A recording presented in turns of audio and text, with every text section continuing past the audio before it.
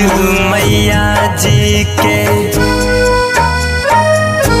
आज मैया जी के नेवता पठवाली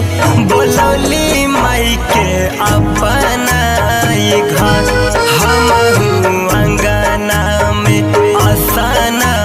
लगवाली बोलौली माई के अपना घर।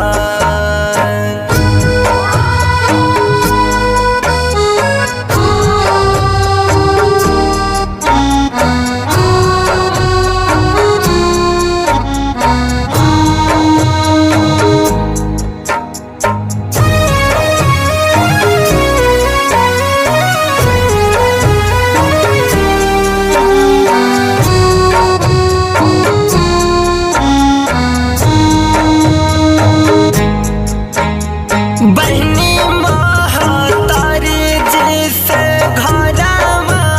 लिपवाले फूलवा से कोइले कोहिनी बोला के ओसे कलसा धरवाले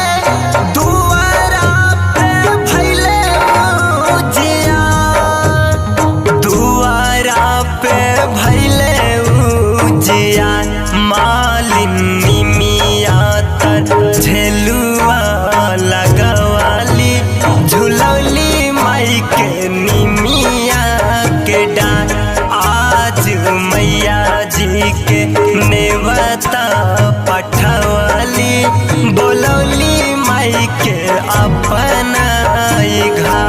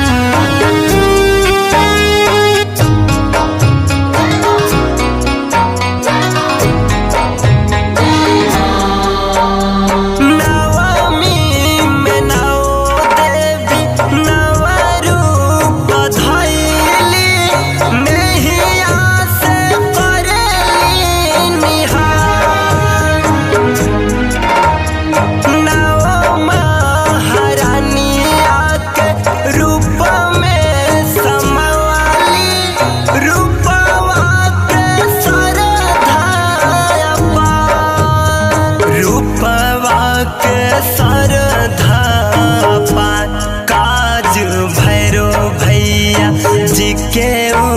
समराली दुआरवा पा होता जय जयकार आज मैया जी के नेवता पठवाली बोलौली माई के अपना घर।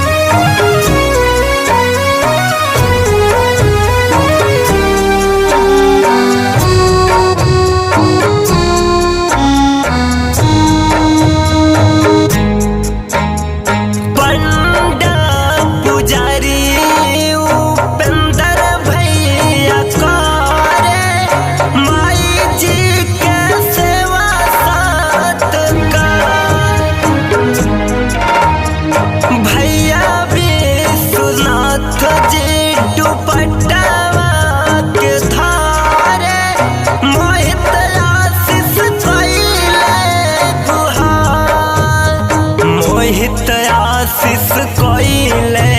गुहार में शशि जी से पचरा गवाली गौली माई के झूमेदार बात आज मैया जी के अंगना